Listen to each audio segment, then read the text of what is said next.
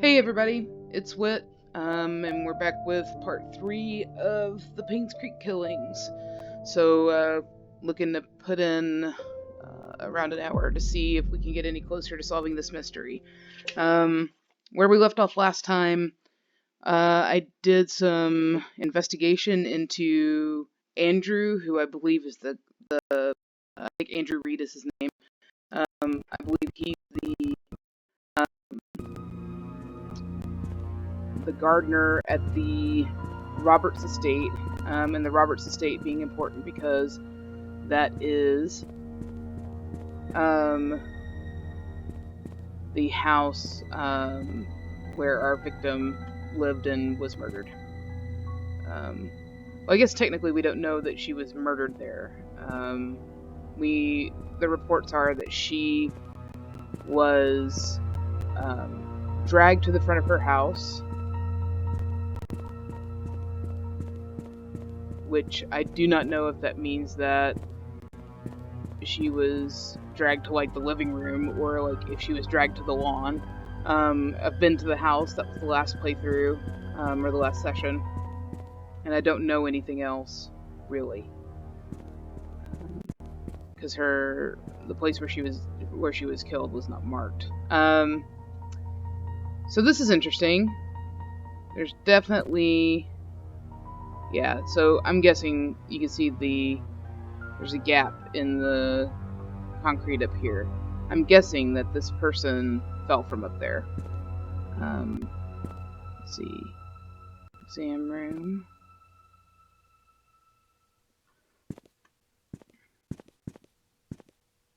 Can we get in?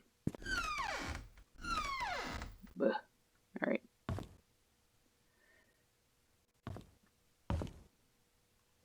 In case you haven't watched any of the rest of these, or in case you need a reminder as well, this town is completely abandoned. Like, there is no evidence that there is literally anyone else here, and we're kind of being told that the reason for that is that it used to be a mining town 20 years ago. There was a mine collapse or a mine accident, and about 20 people were killed. And roughly since then, and this was in the late 70s, roughly since then, the town was in decline, and the death of Vivian Roberts, or her murder, was the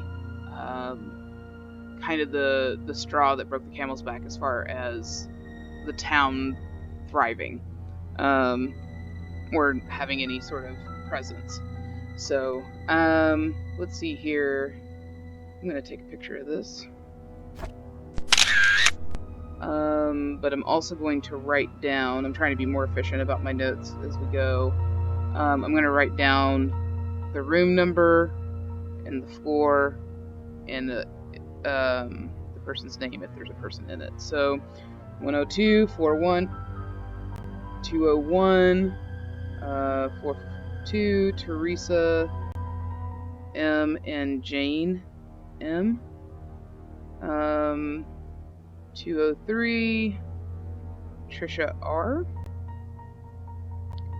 204, Sharon B. And 206, Harold M. And I don't know that any of these names are familiar at this point.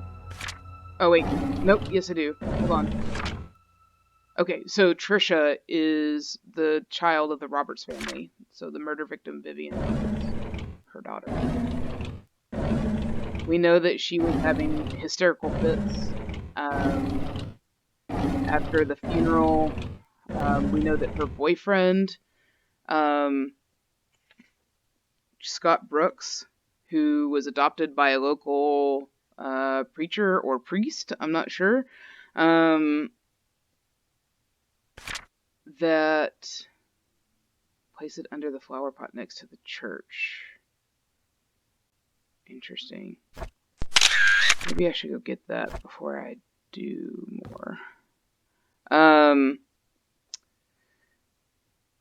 But yeah, Scott Brooks was dating Trisha Roberts, and he was accused of her murder. And at this time, I mean, I'm guessing he was ultimately cleared, because this is an unsolved crime.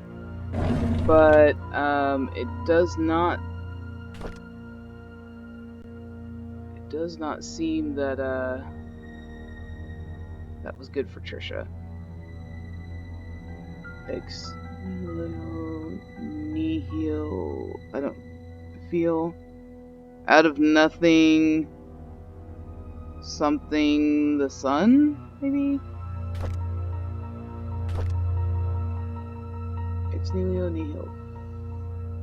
Ex nihilo nihil. That feels like it says, ooh, 1964. That may be of some use.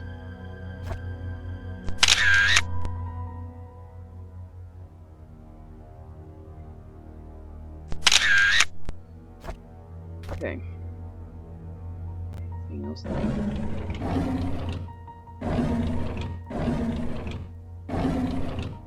See, this is what makes me nervous about, like, even remotely trying to assume that the game is meeting me. Even when I'm able to open drawers and stuff, that I'm actually seeing everything, because I literally ran my mouse all around here, and it was only by happenstance that I kind of, or I barely caught that it said pick up. So yeah, these are all out of order, I'm pretty sure. It's interesting because, like, the way that this town is kind of, the way that it looks kind of abandoned is that, like, people left mid sip of their cup or something. Like, everything feels like there were people here and then they just disappeared, not like something happened. Ugh, so creepy.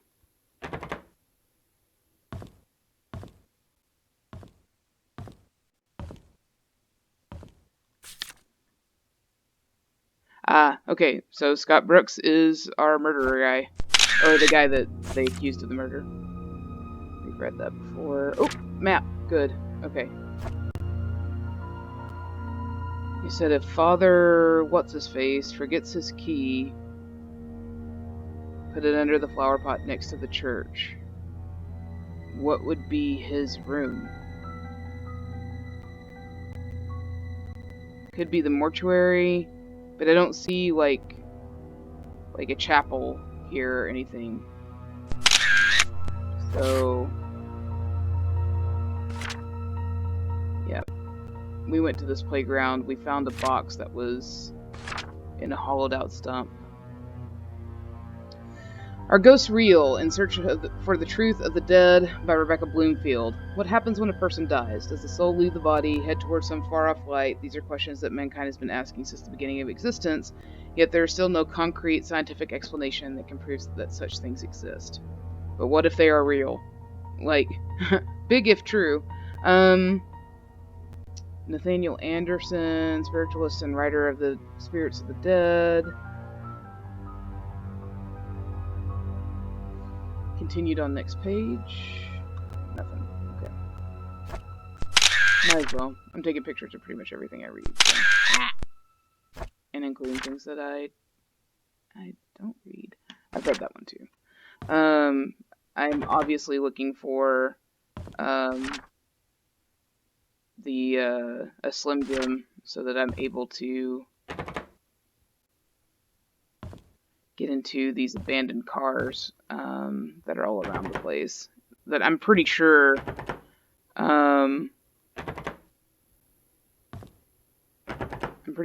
of them belongs to a private detective, and all of his paperwork and things that he's found is in the car. So I'm definitely looking for a Slim Jim. Okay. Wanda T was in 102, so I'm going to know that that's Wanda Tyler now, and I'm going to take that key. Looks like a mask.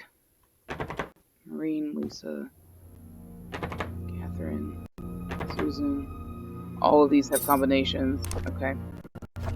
So I might be able to find their combination somewhere around here. Let's make sure we catch everything on this desk. Well, I wasn't sure when we came to the hospital if we were going to find anything, but it looks like this is where it's all at. Yes, thank you for the medical record room.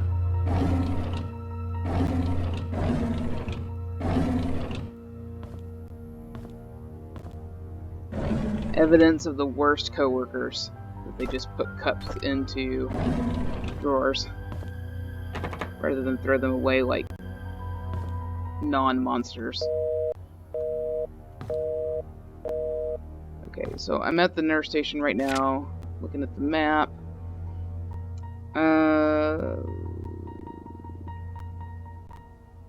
First floor, nurse station, nurse room. Okay, so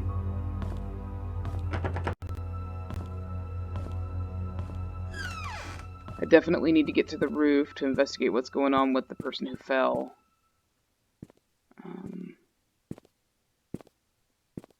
Cafeteria. If that's the cafeteria, let me see here. Let me orient myself to the outside. Okay, so I'm literally right here. Okay.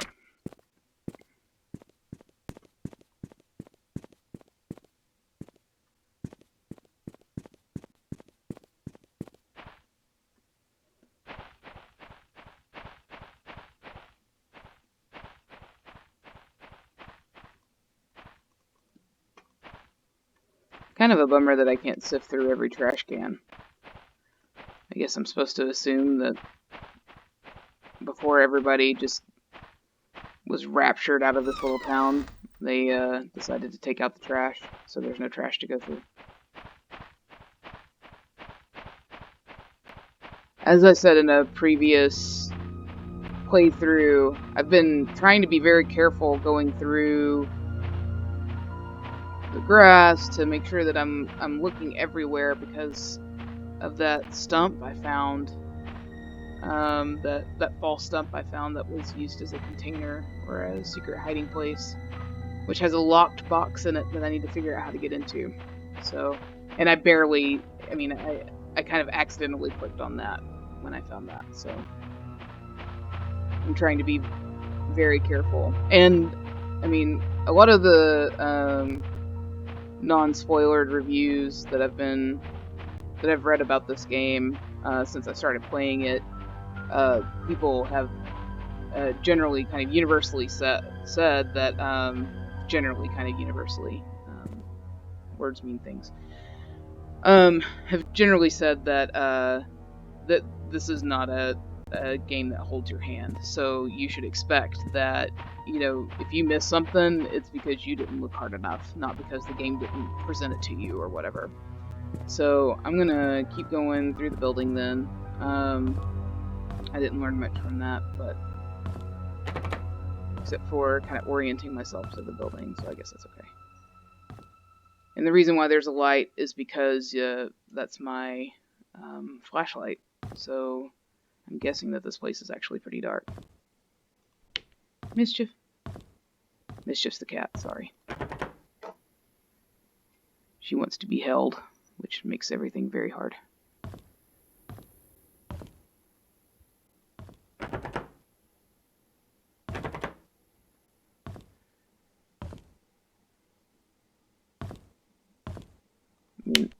Yeah, there's no power in this building.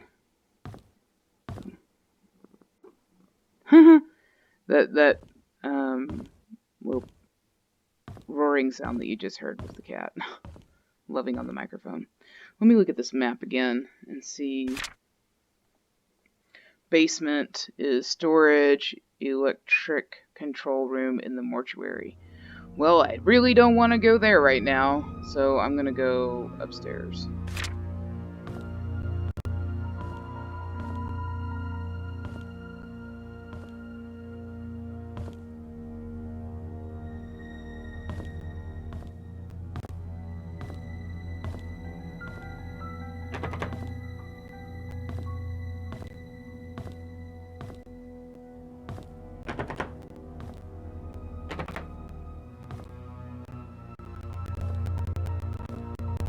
Well, hold on. Let me see here.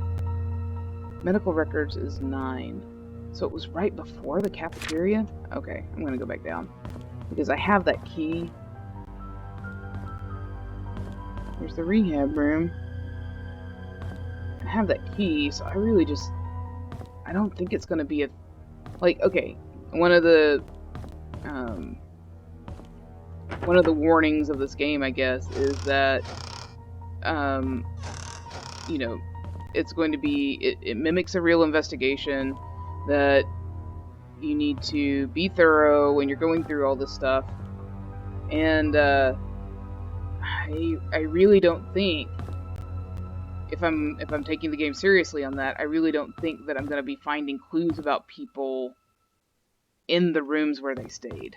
It's going to be in medical records, and the reason why I was shown those room numbers is not so I can go and investigate those rooms, but so that I can figure out which medical records correspond to them. So, hopefully I'm not giving the game too much credit there, but, 101, 82... An exam room with a window. Interesting.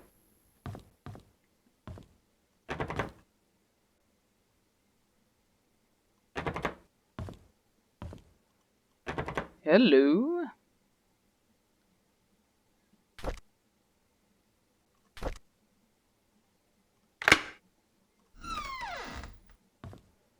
Okay.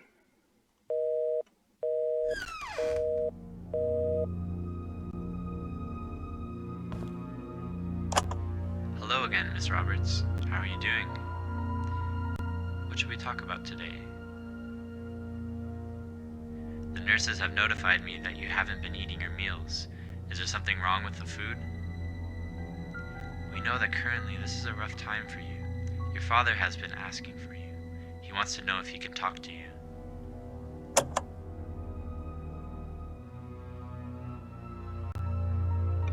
Very conventional for a psychiatrist to keep a one-sided tape. And leave it out on a desk.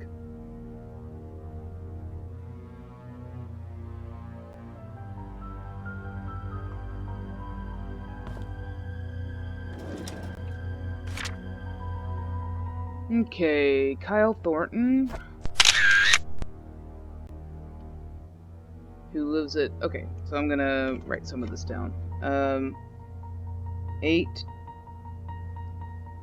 Just having addresses for people is kind of huge. So, Kyle Thornton.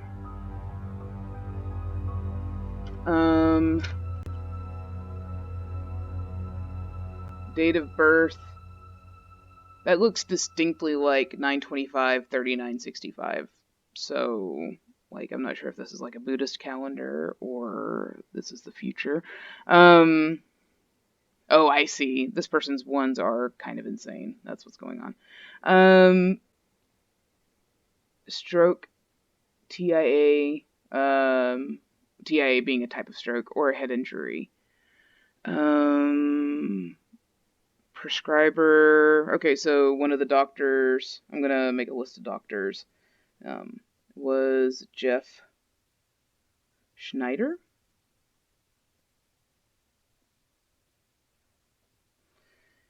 Family physician,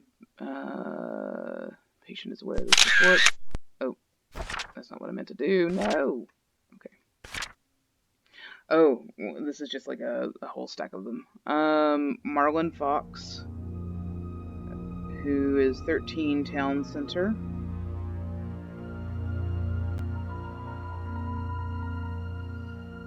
Um, 1950.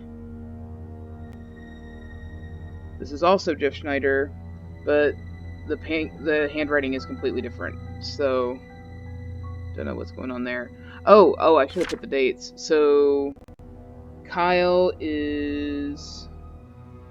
I mean, you tell me. What is that? I guess it's the same 8. So, 8/3/82, 5/21/85, and what's going on? Diabetes.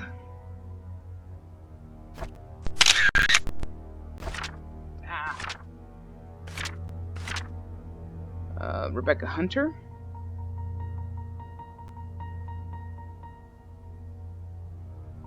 (22) Black Pine.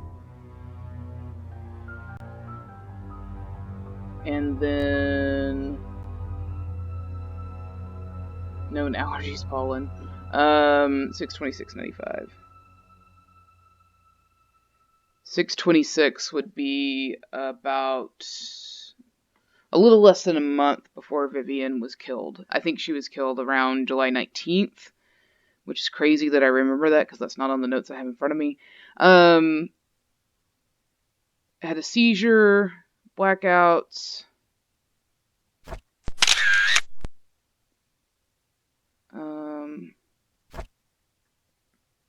Again, Jeff Schneider. Okay, so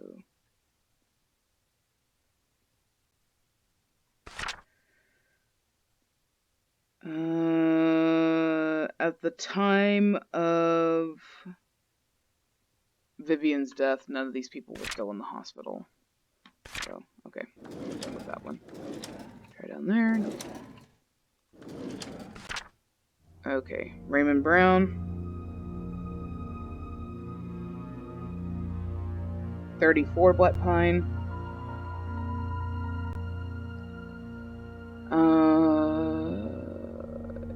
Oh man, he's pretty old. 72. So he was admitted on 2/25/82. Heart disease. Here we have our first note. Patient needs to be monitored daily. He relies on his medication, and without the appropriate care, he could die. And his physician is Maureen Hanby.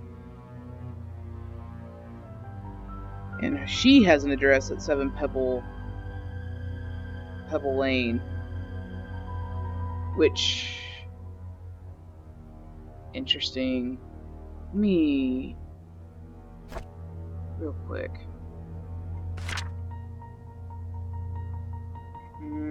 Journal.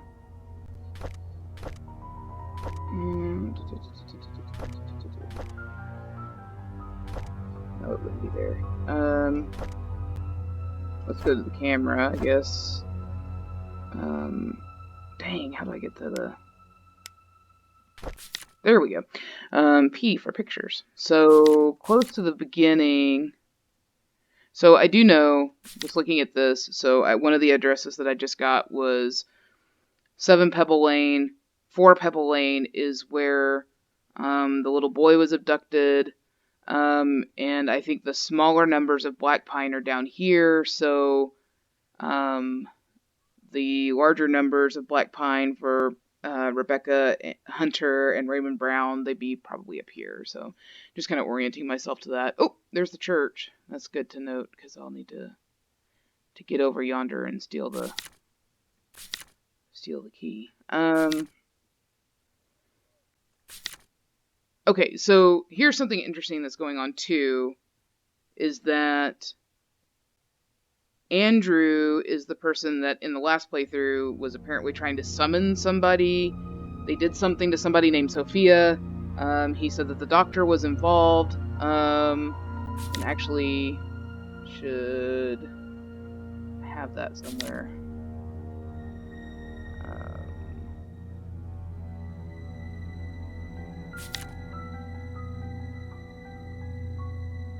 Funds embezzlement. That's not the one I'm looking for, though.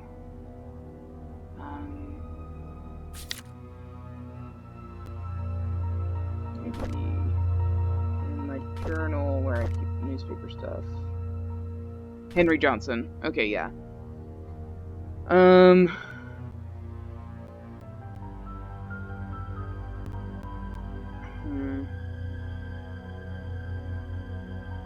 Nope, that's not what I'm really looking for either. Give me just a second. One more time. Looking for... Too many photos there. There was a note that was left. Saw it closer to the beginning of the game.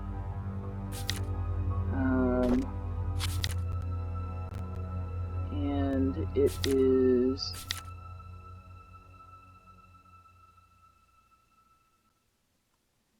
possible I didn't take a picture of it.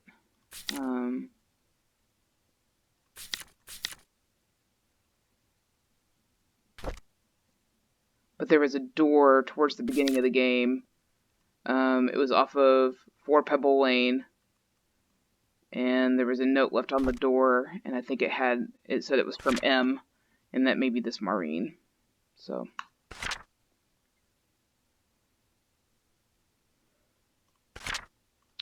Okay, so prescription drug prior author request form for Raymond Brown, who's the guy with the heart problems, I think. At 34 Black Pine, yep. Apixaban, once a day. Office contact person, Cheryl. Okay.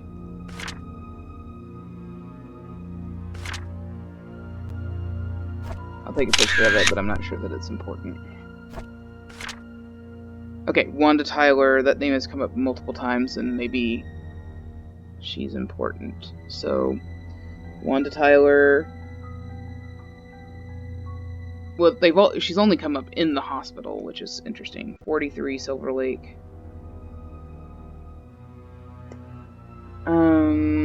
And then I can't even tell what's going on there. Is that 10-492?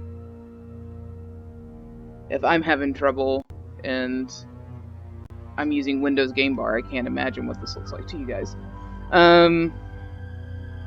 Cancer, Henry Johnson. Okay, now this is our dead doctor. And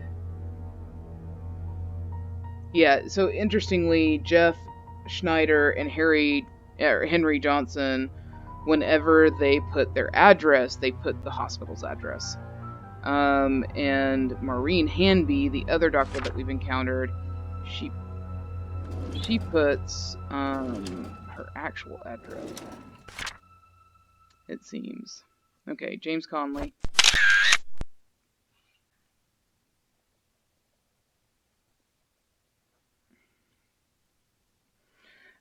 And I'm going to put HJ by these people who have Henry Johnson as their physician. James Conley, 5 Clover Street. And then it is 4/7/3985 or 1985. So 4/7/85. What's going on with this person? Nothing is marked.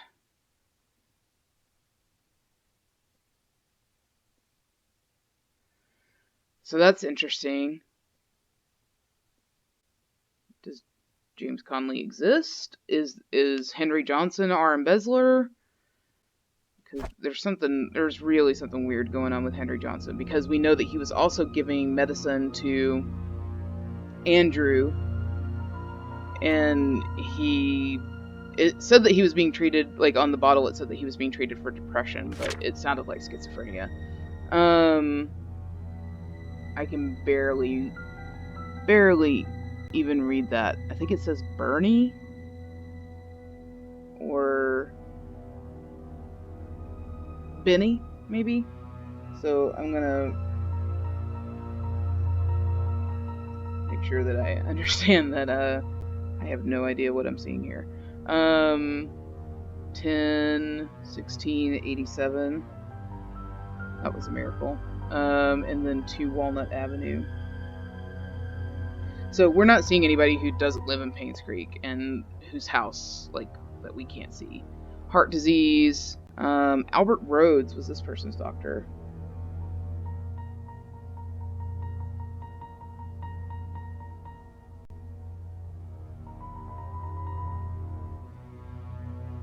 And he was a cardiologist. So I'll make a special note of that. But also put his address as the hospital. And then Andrew Reed. Okay, now this is our guy who's seeing stuff, who has a really guilty conscience, who says that the doctor was involved with him. Another HJ, and this is 9/23/94. So let's see here. 7 Black Pine, which we already know because we've been there, and there was a huge fire. He's in for alcohol dependence and mental or emotional illness, unstable. Family physician, Henry Johnson. Alright, and then Jason Gomez. I know this feels, this is probably the, does that say, it looks like it says 103. I'm gonna guess that that's not right. So, maybe it's 03. So, 3/14/93. Physician was Maureen.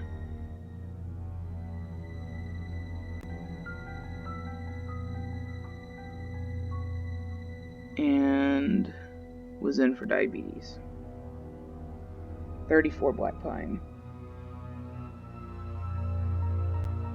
Okay, so here's something that's come up. Jason and Raymond Brown live in the same house. Let's see here. He's 20 years old. Maybe that's Bonnie. Yeah, okay. Let's go back to Raymond Brown, 1910, so he's 72. So Raymond is probably, it looks like maybe he's, if they're related, then he would be his, Jason's grandfather. Maybe he's just there to take care of him.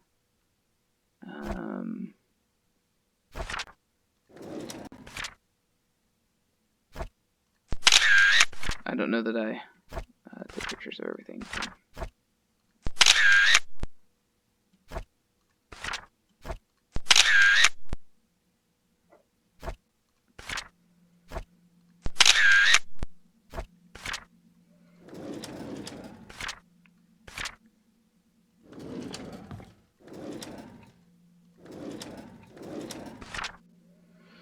Okay, the purpose of this form is to provide the patient with the necessary information they need to give it to their employer, to help the employer make decisions about accommodating the patient, providing disability leave, or assessing if the patient can return to work. This is not for workman's comp.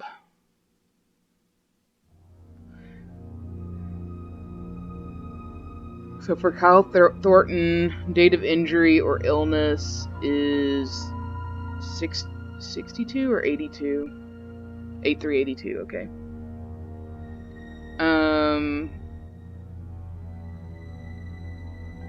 He has a permanent restriction.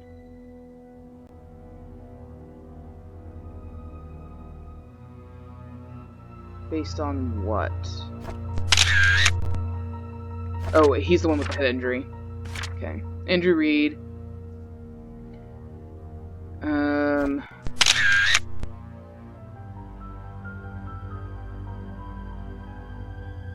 He can't. Okay, 2 to 4 weeks to recover from his alcoholic bender or whatever. Okay. Bonnie Ramsey. Paramdoprol. Albert Rhodes, her cardiologist, which we know from reading those records. Okay, Andrew Reed, alprazolam. It says, I think it says, well, anyway, they put him on Xanax. I wonder if the game designer forgot to change that, because on the actual pill it says something different, but it's definitely like reminiscent of Xanax. And alprazolam isn't Xanax specifically, but it is a benzodiazepine. Administration location, ambulatory infusion center. Length of therapy, 2 weeks, 2 times a day.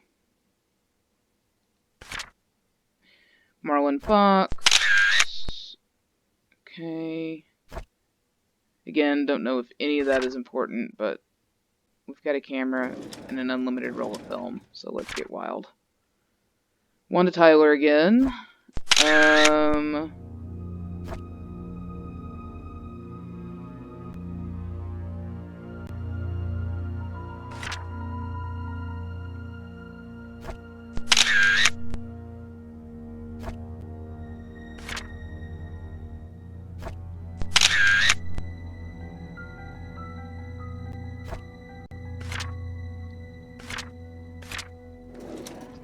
Okay, so we got a lot of information that doesn't necessarily line up to anything, but there's definitely something going on with Andrew and the doctor that is highly suspect. And which doctor did they say this was? Hello again, Miss Roberts. How are you doing? What should we talk about today? The nurses have notified me that you haven't been eating your meals. Is there something wrong with the food? We know that currently this is a rough time for you. Your father has been asking for you. He wants to know if he can talk to you. Okay, so listening to that again, I still don't know who the doctor is, but I know that it's not Marine. Or I can guess that it's not Marine. And the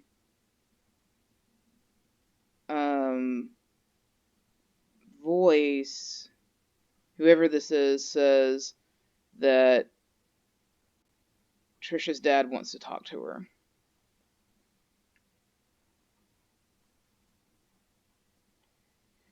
Which is understandable, but perhaps worth it to note. Because we actually don't know how close they were, so maybe it wouldn't be a situation in which this is a conventional, you would expect your dad to check on you situation. Can somebody let Catherine know that I found her missing pen and I placed it in one of the drawers of the lobby? She's wondering I found it in the basement storage. She needs to take better care of her things. So Catherine, her pen says 1964.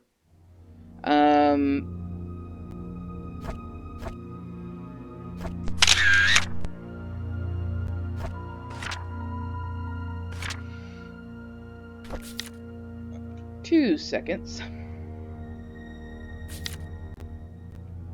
Maureen, Lena, Catherine. Maybe Catherine's code is her year that she... the year on the back of the pen. I feel like that's a healthy guess in a point-and-click mystery. Perhaps even a robust guess. Just making sure that I've clicked on everything over here.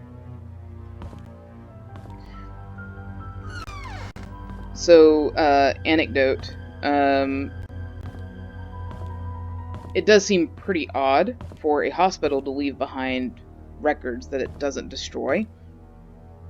But I have actually worked with a community before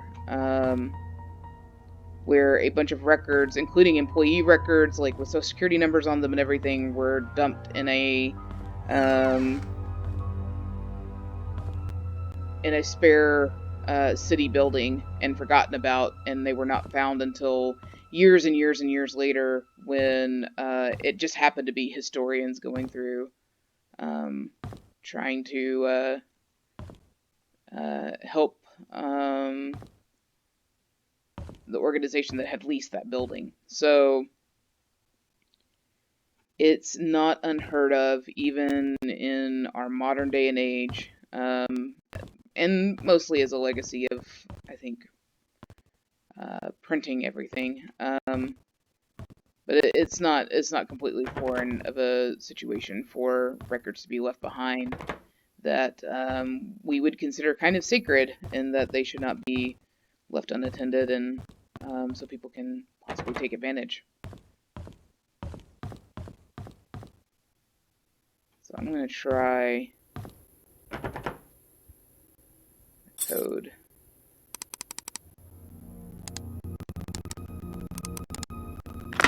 Ha ha! Nice! Okay, logbook. Let me see. Okay, good.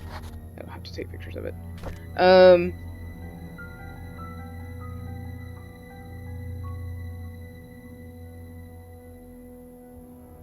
I can't even begin to... let me see here. Somebody, Norma Jefferson, was admitted to PCH, so Painscreek Hospital, or Painscreek Community Hospital, at 10:24 a.m. Her son found her on the side of the bed and immediately called us. We tried to reach Dr. Johnson, but was not able to. After the third try, we gave up and called Dr. Schneider, who was not supposed to be on duty. It's the third time that we failed to reach Dr. Johnson. He's never been unreachable this many times before. Okay.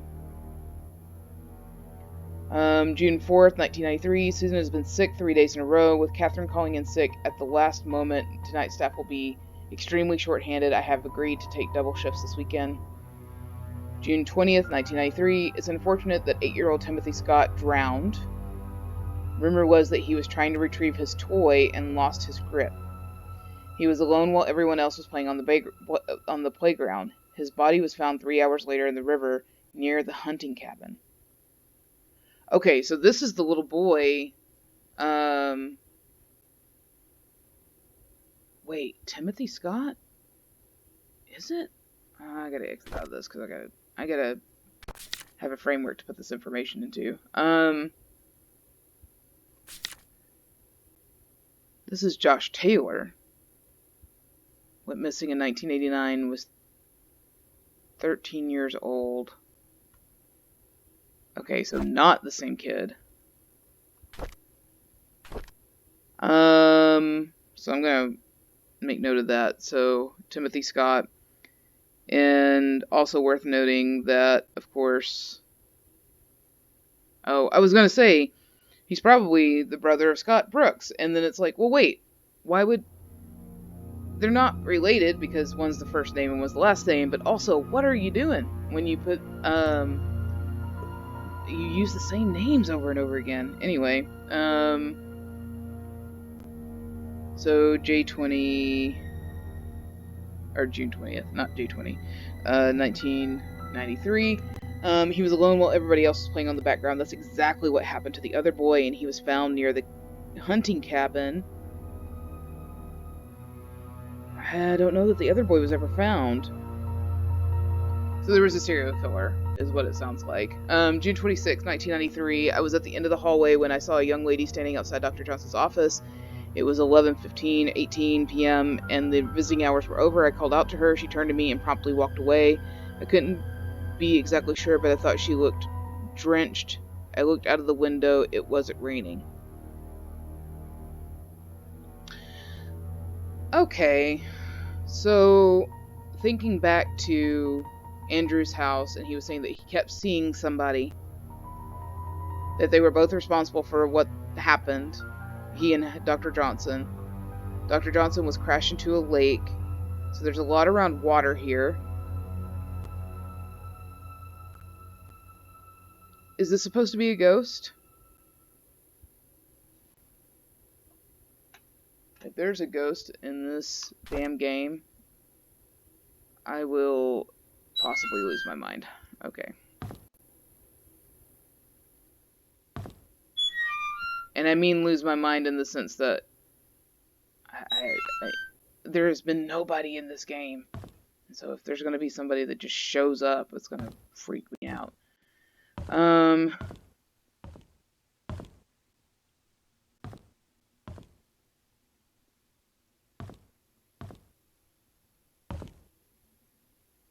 Okay. Who was in room 102? 102 was Wanda Tyler. Okay.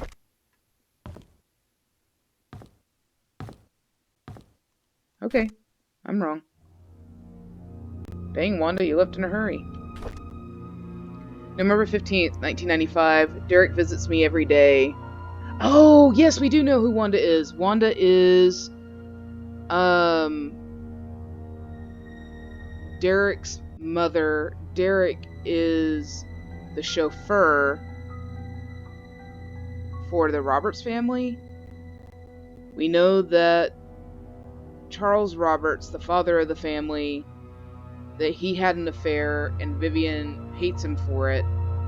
And we have reason to suspect that Derek is his son and Wanda is the woman that he had an affair with. So, and that he's been supporting them. We know that he's been financially supporting them for many years. Derek visits me every day. Sometimes he snuggles the snacks, and I like, knowing that I would never get them from the nurses. Other times he brings me flowers. They smell so wonderful. He knows that I love Sense and Sensibility and reads me a chapter or two every time he's here. If he doesn't have to drive Charles for a few days, he stays past visiting hours and sleeps on the armchair, tending to my needs during the night and gives the nurses a break. He's such a good kid. December 2nd, 1995. My hair is falling off more now. I really don't like the chemotherapy sessions. They make me throw up afterwards. Every time Derek visits me, it pains me to see him holding back his tears. I want to comfort him, saying that I'm getting better, but my appearance betrays me. December 16th, 1995. Sometimes I wonder if my life had any meaning at all. Having mostly worked my whole life for the Roberts family, what will people say at my funeral? Will Derek think of me as a mother who was always there for him? I could have done so much more, if only there was more time.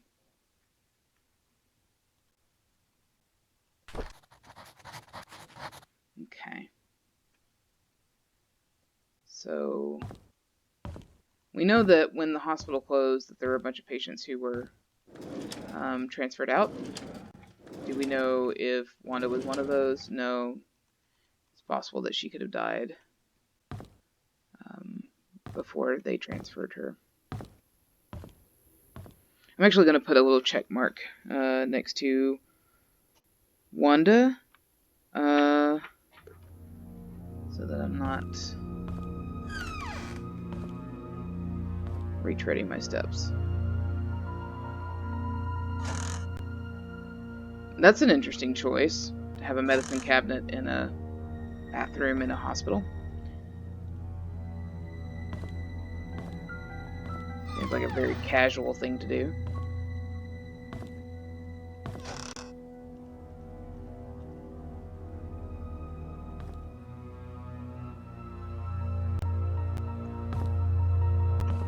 One thing that I do enjoy about this game is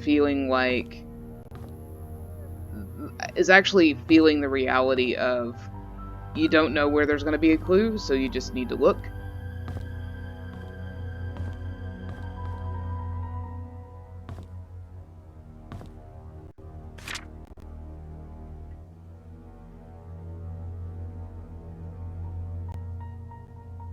Matthew Brooks would be Father Matthew?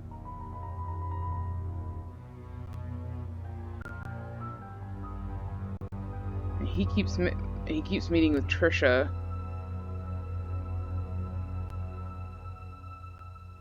Was that his voice on that recording? He came at 6:30, at 9:40.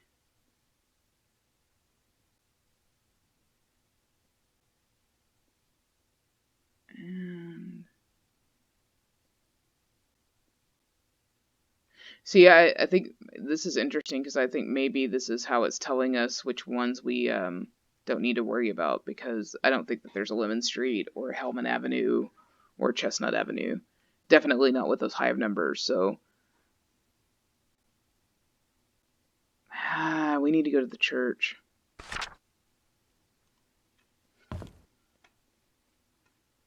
Okay, well, let's see. I'm going to go up to the 3rd floor, try to run through there, and then see if, that's the cat. She's being a whiny baby. And then I will, end this playthrough by, jetting over to the church and, starting there next time. I do need to get to the roof. I keep forgetting about that.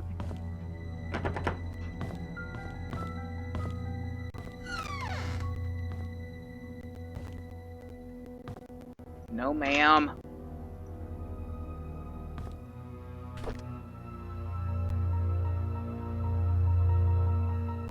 Alfred Colwyn. This is a different guy than we were informed about earlier.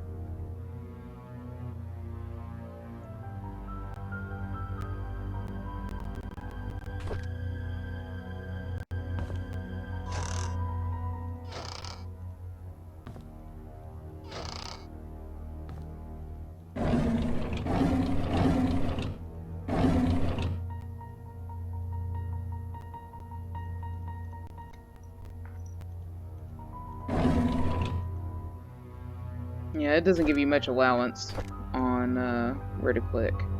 I'm fighting with the cat right now, that's why I'm awkwardly proceeding through the room. I can do something without you. Like, you literally don't have to be here all the time.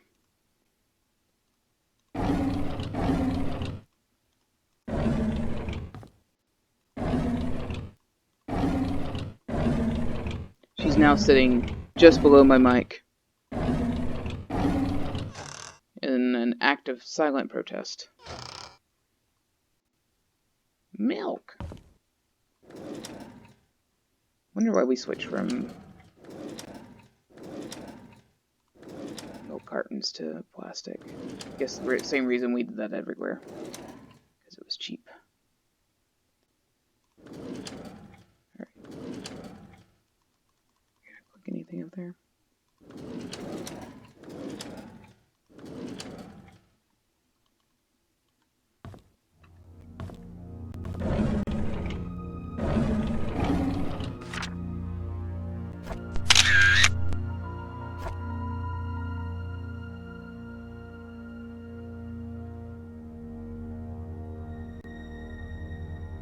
Oh dear. Looks like that didn't end well. Sorry, I was reading it to myself and I forgot that the resolution on this is going to be pretty low. I was so glad, dear Nicole, I was so glad when I got your letter. I am sorry too, and thank you letting me chose where we bury our time capsule. I have a few ideas in my mind and I want you to pick one for me. Playground, behind hunting cabin, cemetery, or number 4, and then I guess that she sneezed her brains out or something. So I have an inkling that that may be what I found in the stump, but I'm not sure. Is there any way to turn that over? It would be nice if they like gave me a code or a key. This is... Dear Hannah, I heard from my mom that you're not feeling well and I have to be in the hospital from now on, so I wrote this letter to say I'm really sorry for what I said to you last time. I just wanted our time capsule to be perfect. When you get better, you can put anything you want in our time capsule and you can decide where we bury it. I promise. I really hope you get well soon. I miss you. Please write back to me. P.S. You can pass your letter to my mom. She works at the hospital as a nurse. Who is Nicole's mom? Who is Nicole's mom? I should probably end my notes with a lot of questions. That may be something I do in between plays, which is just nerdy enough of a thing to say that I love it, and I can't wait to do that. What we got here? Let me guess. Heman's Poems is somewhere on here.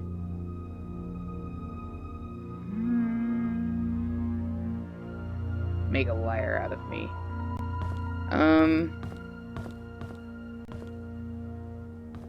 I keep waiting for something to be important on these bookshelves. That's just the kind of thing that this game would do to mess you up.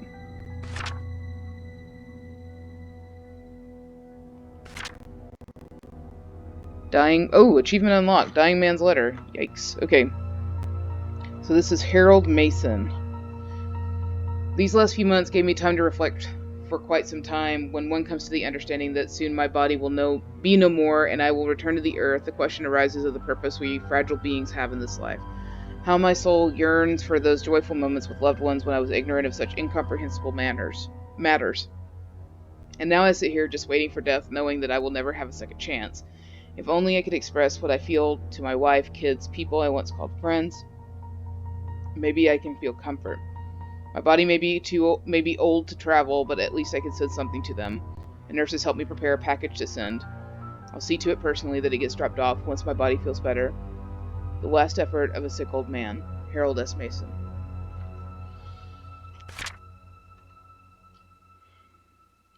I'm not sure what to make of that letter. Did I take a picture of it?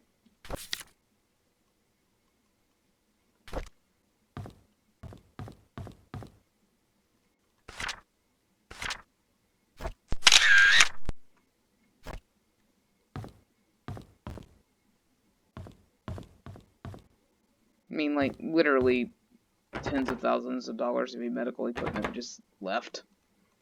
Like, nobody sold it off.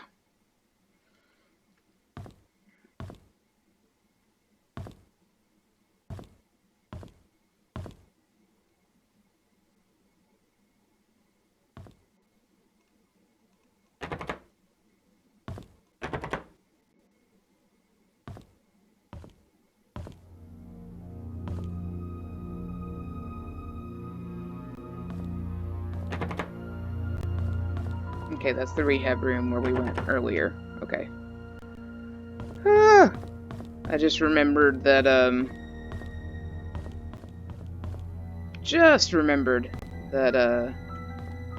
there was a drenched girl in white that was seen in these halls at one point. So I would like to leave now.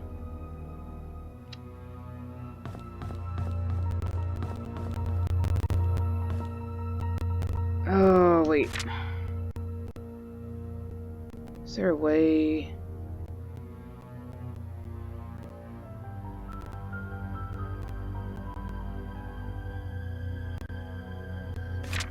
Okay, next time I come back, I will definitely have to check out the roof. So I'm going to write another question. What happened on the roof of PCH?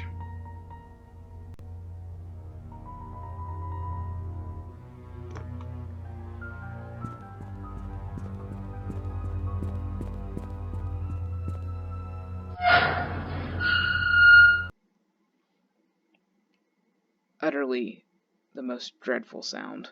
Oh, okay, so I think I've been to Harold's room, so I'll mark that off. 203 is Trisha's room.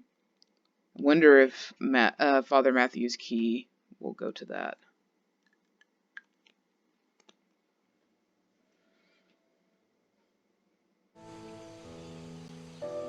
Okay, so we are coming from here. We need to take Town Center over to Clover and then down to the church.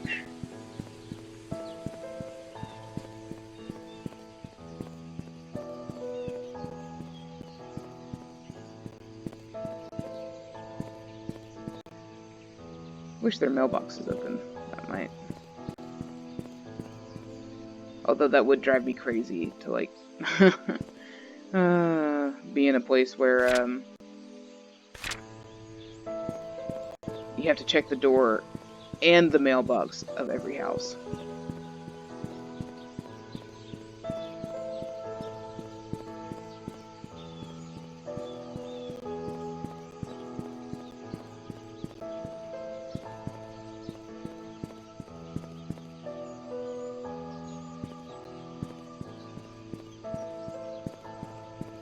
Am I going the right way? Clover, yep.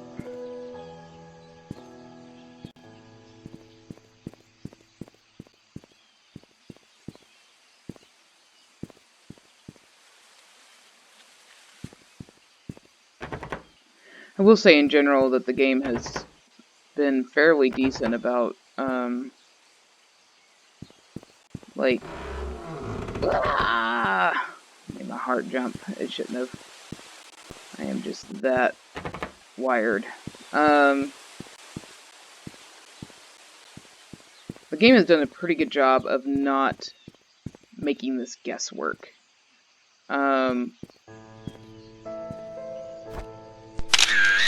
So 46 Silver Lake, that's the address that Father Matthew listed. Here's the cemetery. I have the code for the cemetery.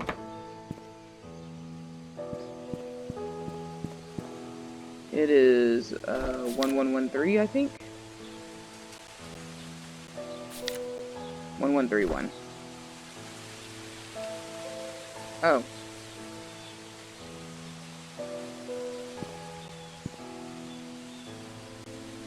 I think I need to go to the church first.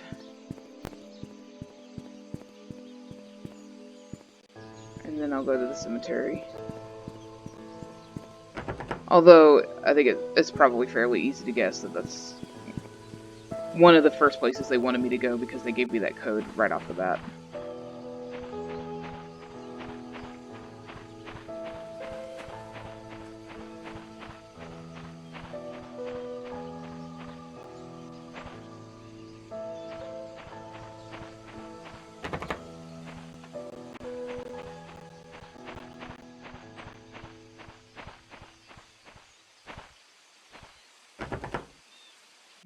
Okay.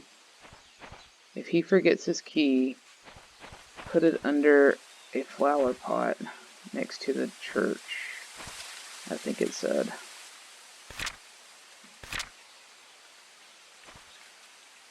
What does this 1203 mean?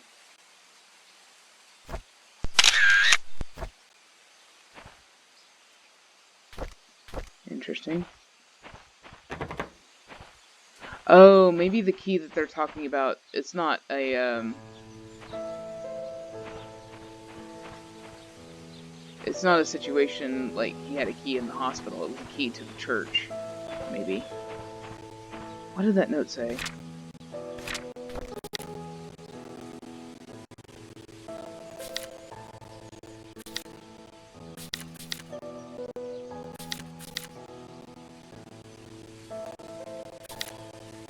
Place it under the flower pot next to the church. The flower pot. Okay. Aha! Well, I guess that seems very obviously connected to the church. Alright, let's see what we can do here.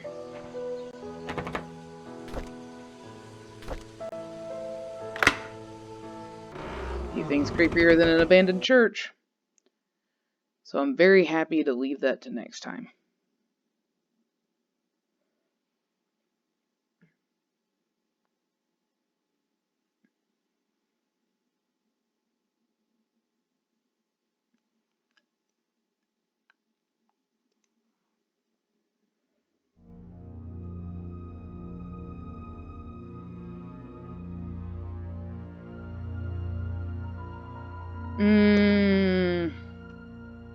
It doesn't look like such a big building. Maybe I'll...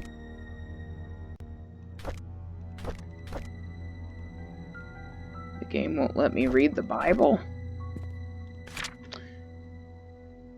Ah, wow. Okay, so Andrew Reed died on June 19th, so we know that it definitely wasn't Andrew who killed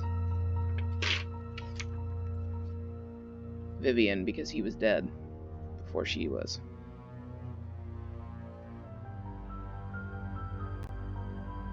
So, June 19th, 1995 was his funeral.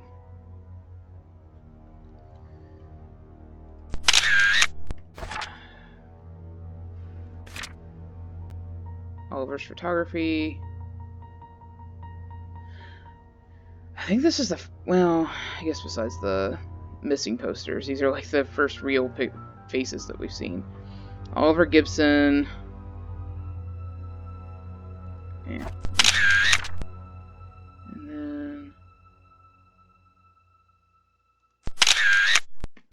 Just take pictures of the service.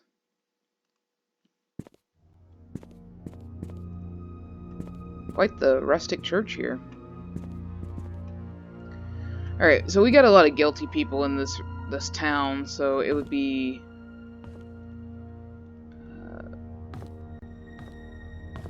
seems fitting if we were to find something here.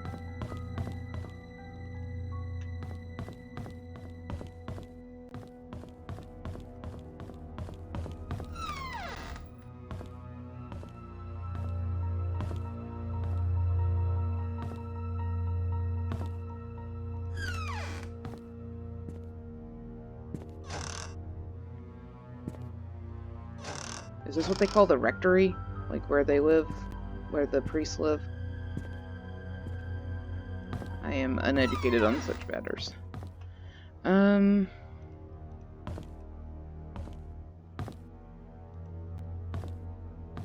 guess like the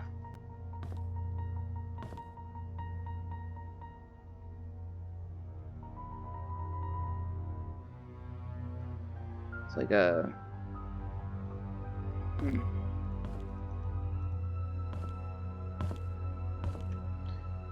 Well, well, well. Back to the bookshelf.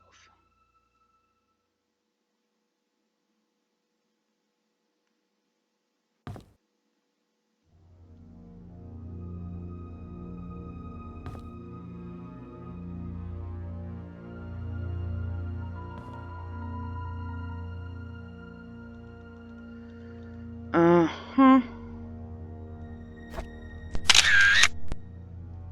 I don't know what that is. I'm just gonna start saying uh-huh at things that make it sound like I have my stuff together here. Father Calvin.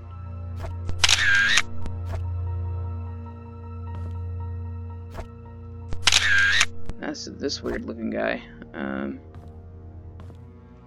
Must be our new priest. Maybe. Let's get in this desk. Hello! Love a key. Really and truly love a key. I return the tools back to the storage room. I'm guessing that's Scott. Ostensibly his son.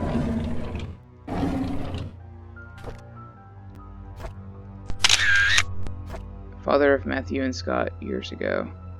Or photo of Matthew and Scott years ago.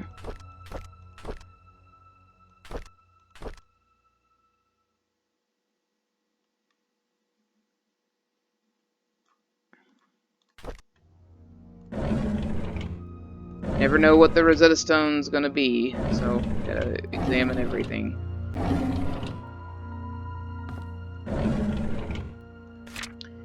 Scott Brooks pleads not guilty to killing ex-mayor's wife, Vivian Roberts. Main murder suspect denies killing former employer.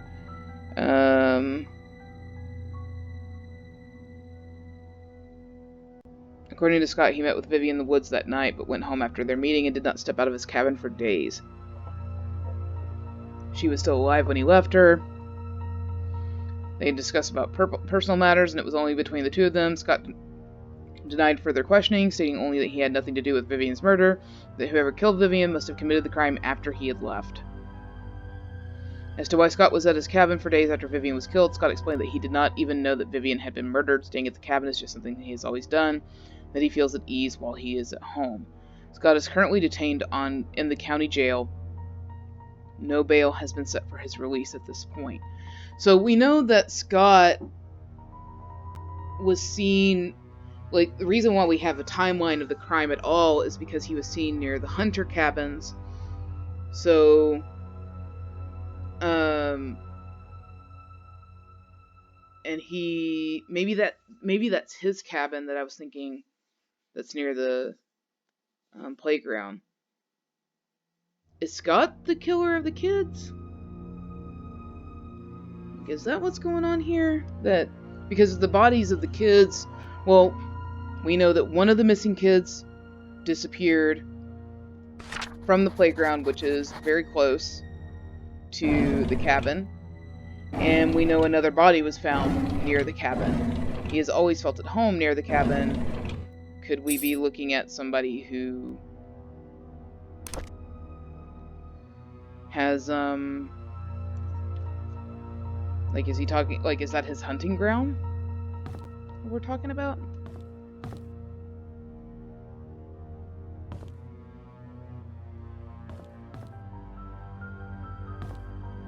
Like, I know the game is basically, like, handing you Scott Brooks on a silver platter and saying, like, here's this guy, and it looks like, you know, things are pretty suspicious around him. So we have a reason to doubt that, but we don't actually have a reason to doubt that Scott Brooks didn't hurt anybody. So, there's that.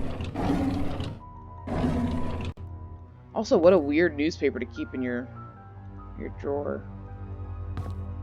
The newspaper headline of the local paper where your son says that he's not guilty. Whoa!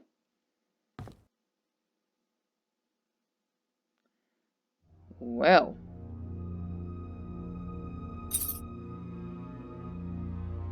I'll be darned. We don't know anything about that. So, safe code. And this is definitely Scott's room.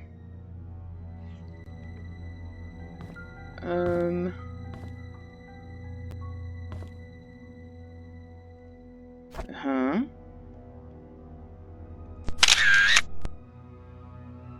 Okay, so he was supposed to move out in 93.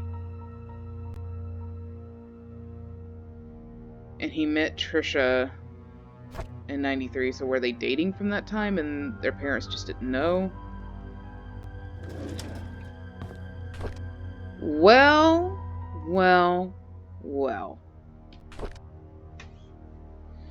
Saturday, April 6, 1985. Father Matthew picked me up from the orphanage today. He said I will be staying for it with him now and I can call him Dad if that's okay with me. On Monday, he will bring me to sign something. He says that after the signing, my name is not just Scott, but Scott Brooks. So I'm so glad I now have a home. Friday, May 3rd, 1985. Father Matthew brought me to the attic today. There are so many wooden toys and he made them all himself. He asked me to choose one that I liked. I chose the toy plane. It looks so cool. He says he can teach me carpentry when I'm a bit older. He even made a secret place for me in my room so I can put my special treasures inside. I love Father Matthew. Thursday, June 6, 1985. The older boys are always bullying me. They call me a bastard child and a weirdo. They said that that's why my parents didn't want me. What does bastard mean? He's like 12, maybe? Sunday, June 23rd, 1985. Father Matthew says I should be patient, but they threw stones at me. Father Matthew cleaned my wounds. It's painful. Father Matthew told me to forgive and forget. He said that they don't know what they're doing. I like Father Matthew, but I hate the boys. Trisha defended me today. This is July 12th, 1985. The boys walked away and when she said her dad was going to catch them and put them in jail. I want to be like Trisha's father. I want to be the next Charles Roberts. That way no one will ever bully me. Sunday, September 15th, 1985. Derek is always there whenever Trisha invites me to play. He is 5 years older than me. He's like her bodyguard or something like that, and he's really good at drawing. He gave me one of his drawings today. He says he only gives drawings to friends. That seems interesting to note. Also, are there pages torn out of the middle here? I wish I could draw like him. Maybe I can make a wooden toy car for his next birthday.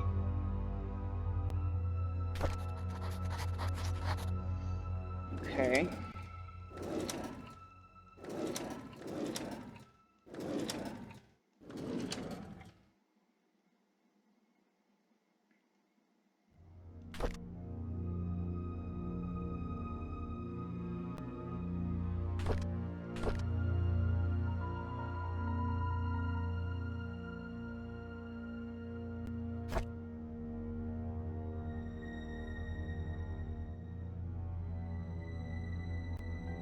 I am not exactly sure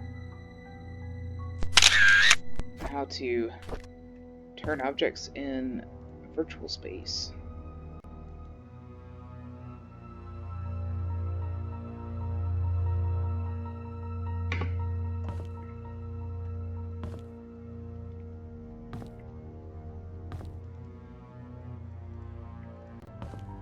I do have a life outside of this game, but I'm very intrigued. I feel like really starting to get some interesting pieces in this puzzle.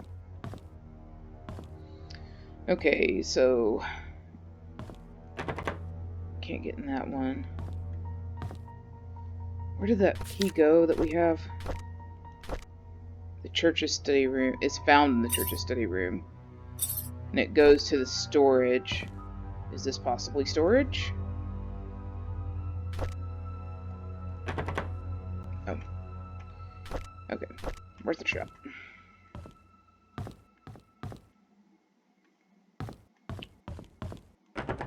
I mean, I'm getting some vibes that, like, we're going to see... Did I go over to this side? I'm just gonna double check.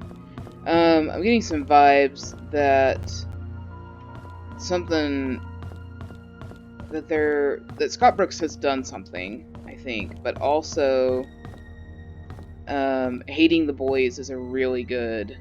or not a really good sign for Scott, considering that we know that boys have been disappearing of the age that would have bullied him. Yikes. Okay, here we go.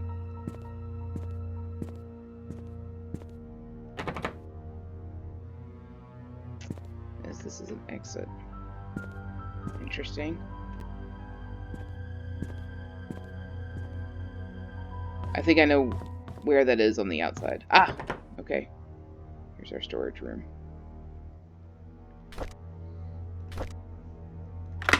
I don't feel very sure of remembering all the shortcut keys, so it's kind of hard. Scott's things. Dang!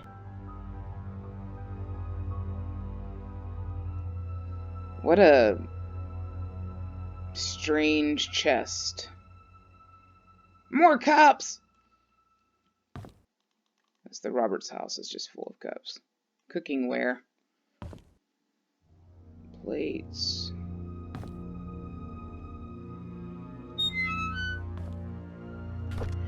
Oh my god!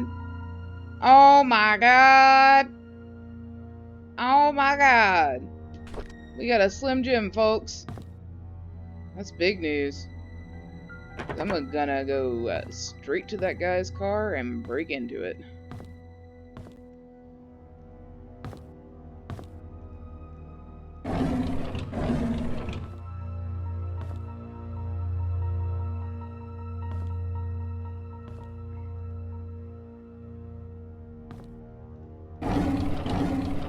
Yeah, I definitely don't trust that Scott is innocent of something, but I do believe that he didn't kill Vivian.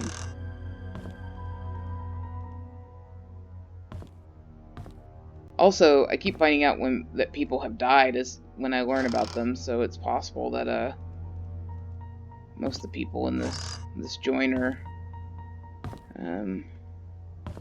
passed away.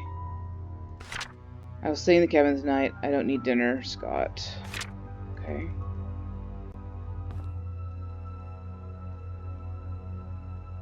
I mean, it really does give off some serial killer vibes when he's like, I'm just gonna go off and sulk in the woods. Right around this spot where a lot of boys have gone missing. So don't worry about it, Dad. Everything's fine.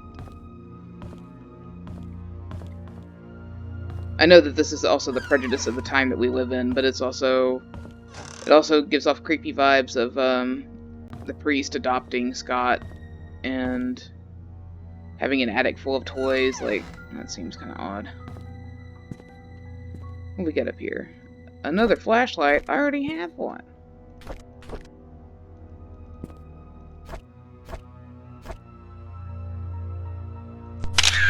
I mean, like, this is like a Spanish mission more than it is like a little chapel.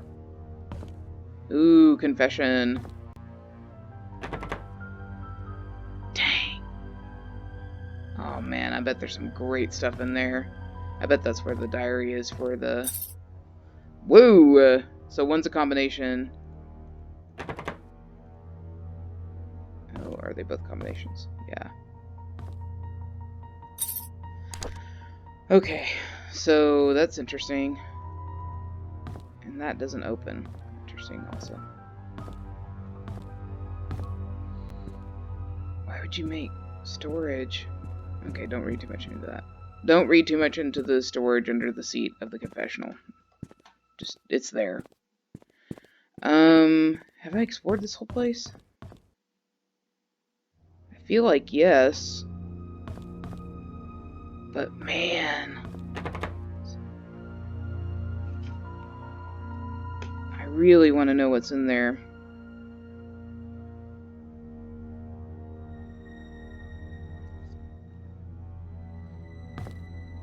Also, these roll, it looks like, which is also interesting.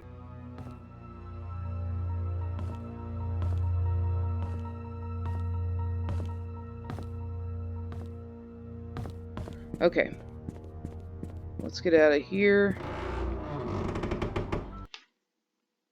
Okay, so as I'm going to the cemetery, or no, to the car.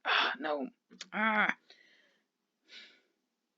I really should stop playing, but I really want to know what's in that car. It's been a burning mystery.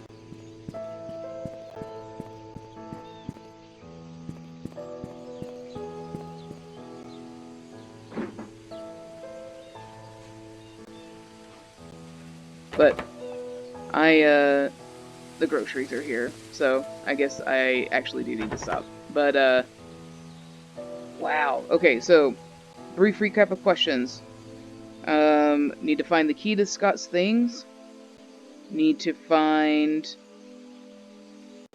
who is Nicole's mom at the hospital from those letters from the kids. What happened on the roof of the PCH? What's the safe code in Scott's room? What's the safe codes to the confessional booth? What's in the private investigator's car, or at least I'm pretty sure it's the private investigator's car. What's going on at the cemetery? We got plenty of questions for next time, so I'm pretty excited. Thanks for watching, and excited to track down this mystery.